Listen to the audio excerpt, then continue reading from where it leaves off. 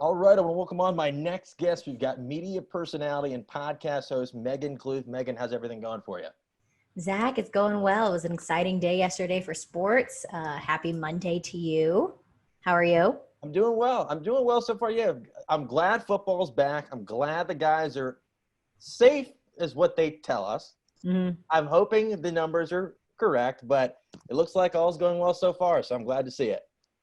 The numbers, yeah, it seems like the NFL's moderated bubble is working, but what is not working is the lack of a preseason. Yeah. Clearly yesterday. It's crazy how many guys are getting hurt. I think it is also a lot of the guys, the contact came in much later this year than normal. Maybe their bodies aren't used to it, but it's just a lot of freak things. So it's really sorry to see all these guys getting hurt, but hopefully, like, as the season goes on, the injuries start to decline. But it's brutal seeing all these guys getting carted off the field. You hate to see it. Yeah, I think what we learned yesterday is that preseason games might be important. The number of injuries were alarming, and it's not just it's your star players that are going down. So I'm curious to see what the amp up for week 3 is like. I have a question. Just on a side question. So I know your podcast is called The Moment of Kluth, and I have a question. I doubt you've ever been asked this question before. Have you ever accidentally said "Welcome to the Meghan of Kluth"? Have you ever said that at all? Because I feel like I'd say it 5 out of 5 times. Welcome to the Meghan Kluth. Meghan of Kluth instead of saying. Oh, Meghan of Kluth. No, I haven't. Really? I haven't. Interesting.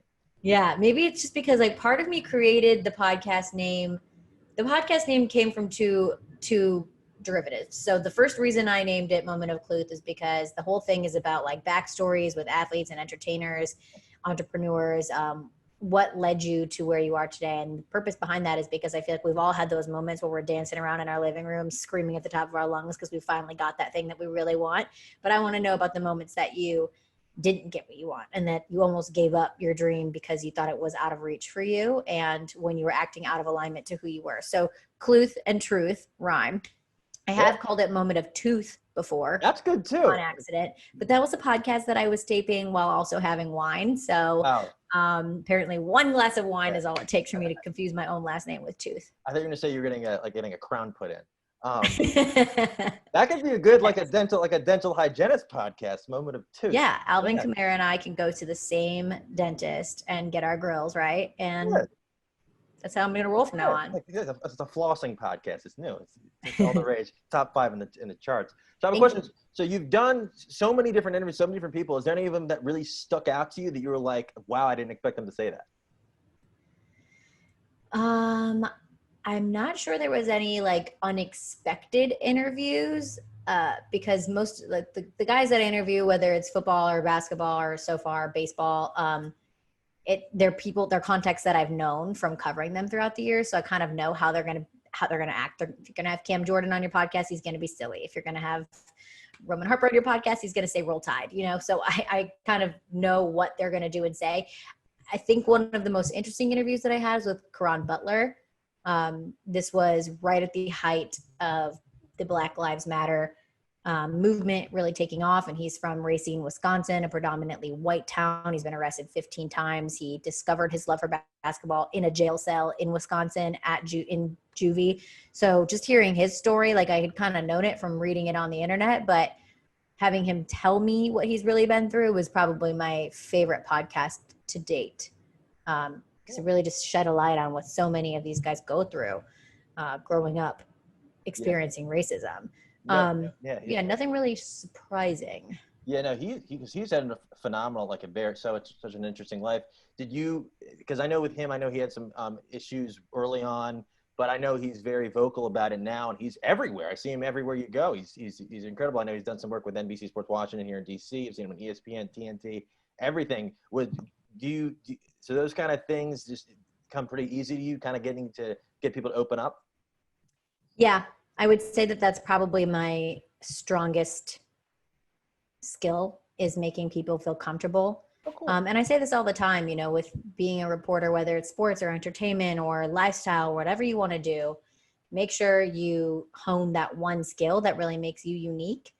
Whether you're the stats guy or you're the witty guy or you are the person who just makes people want to sit down and talk to you because you've also become friends with their wife, like whatever it is that you need to do, be super, super sharp on that one skill. I actually read a book that's called The One Thing, and it's about a rabbit chasing two things. It's completely off subject, but you chase the one thing that you want and you get it. If you try to chase two things, you don't get it. So just be really clear on what it is that makes you unique and roll with it.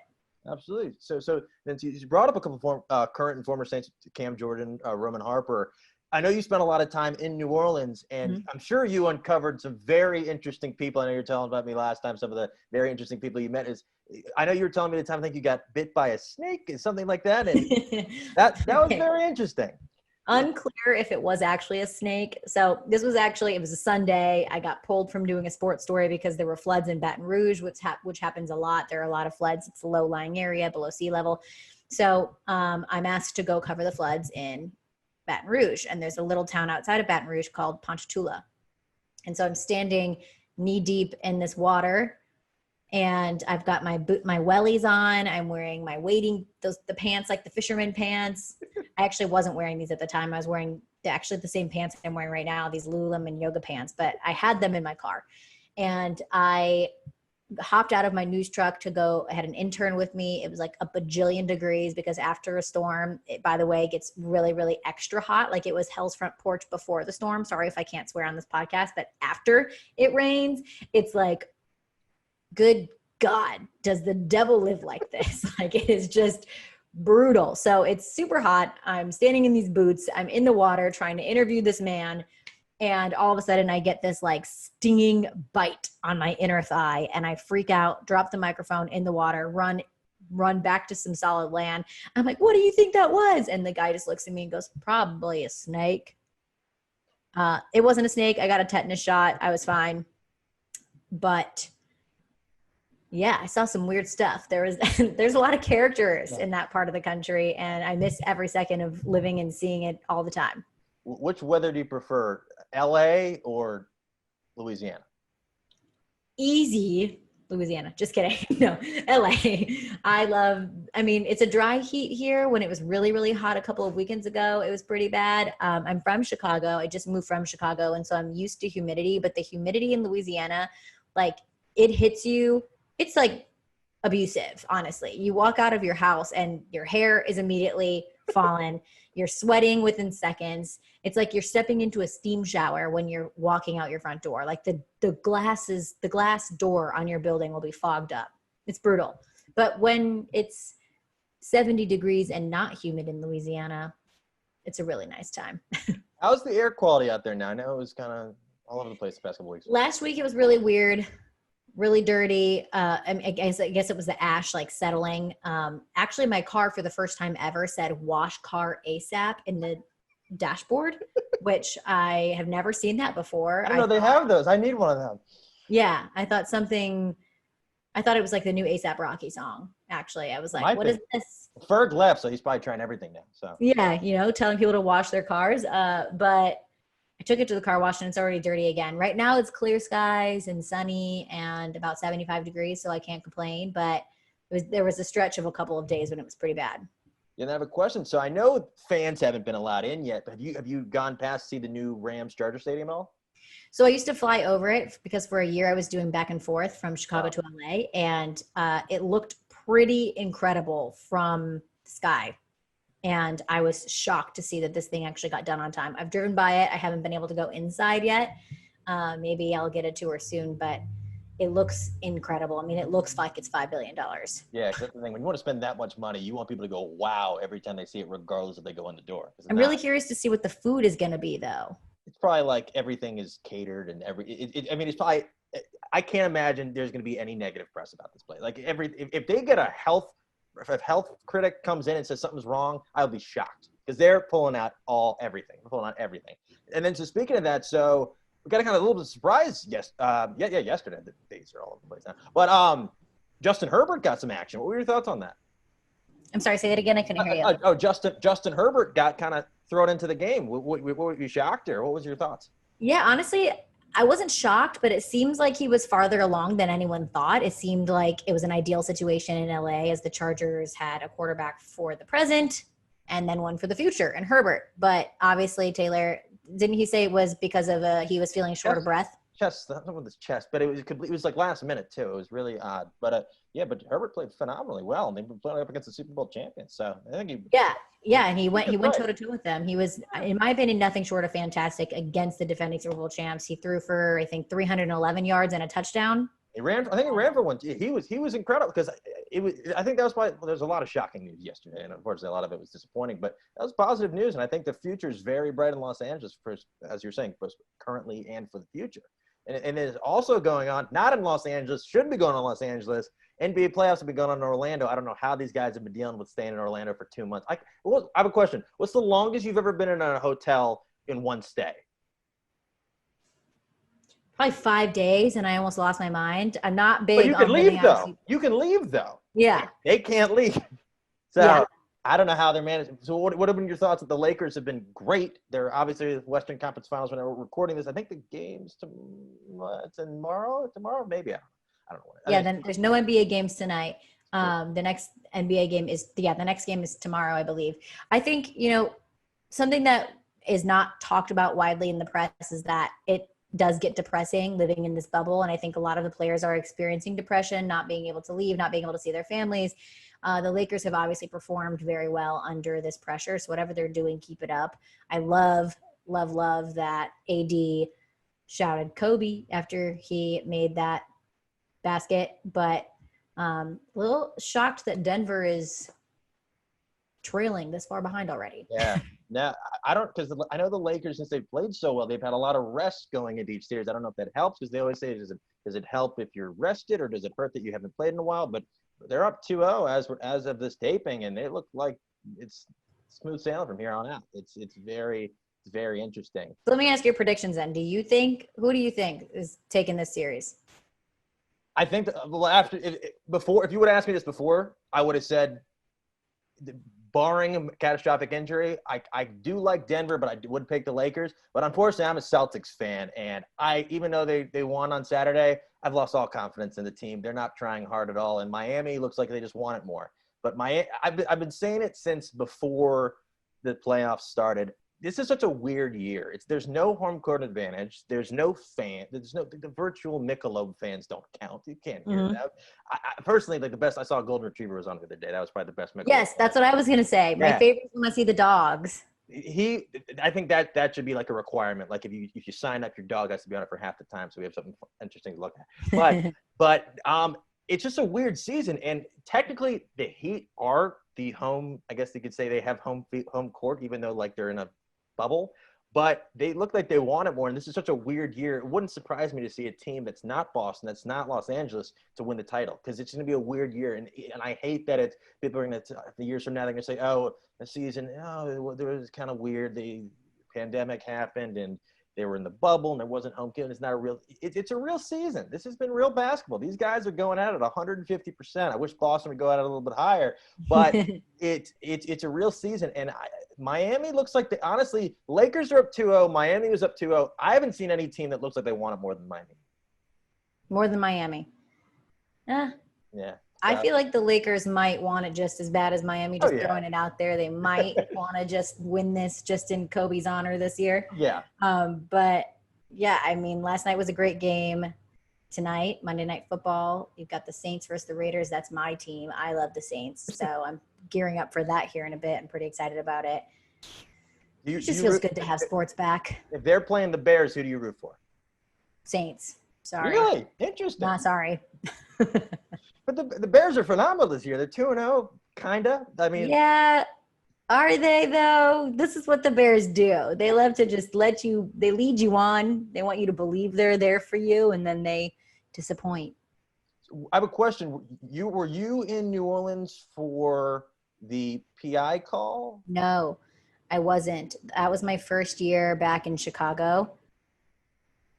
So, still upsets me. I watched it on television. So you were there. So you were there for the Minneapolis. Yes. What was that like? What was that like in New Orleans after that happened? New Orleans has had a streak of kind of devastating ends to the season the last couple of years. The last 2-3 years, there's been something like that has taken place. That's been like, oh, it's either the pass interference call, or it's the devastation in Minneapolis. But year after year, they play with a chip on their shoulder. And as a Saints fan, let's not forget that the year that they first clinched, or they've not clinched, the first year that they made playoffs was they won the Super Bowl 3 years later. Okay. It was 06, and then they won in 09. So maybe this is the year that they win the Super Bowl. I mean, it's hard. It's tough to watch like Willie Snead and Mark Ingram play for the Ravens now because I'll forever view them as Saints.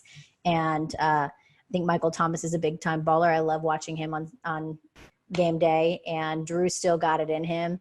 It's a little hard for me to watch Teddy Bridgewater also play for another NFC South team because he is still, in my mind, a Saint. They had such a good group going when I was there.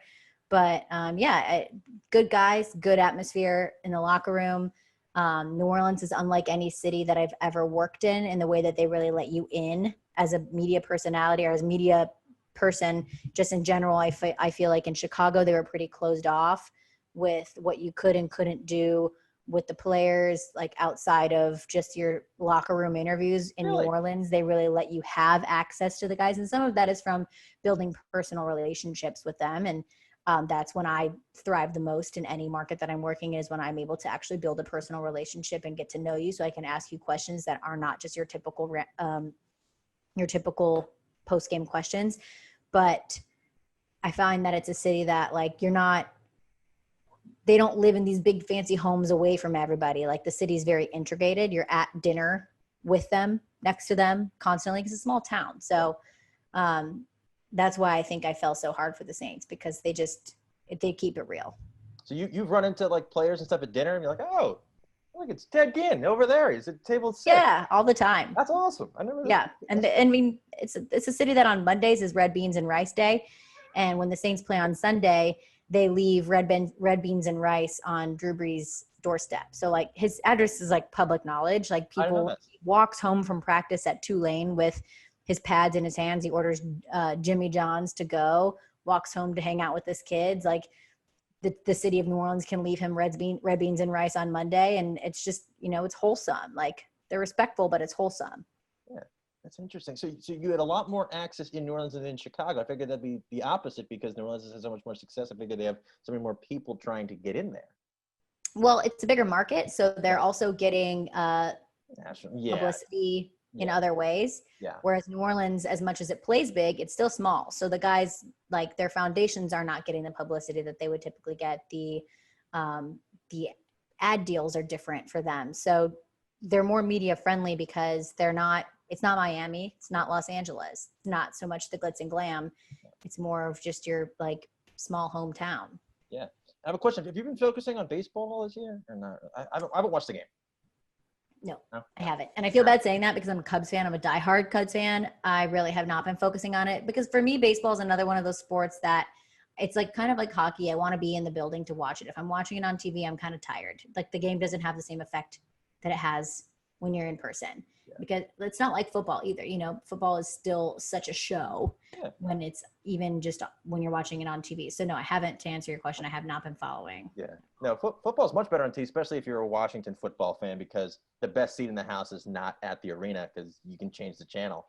Personally, in my opinion, they have obstructed views. This is a real thing. They have obstructed view seating at FedEx Field.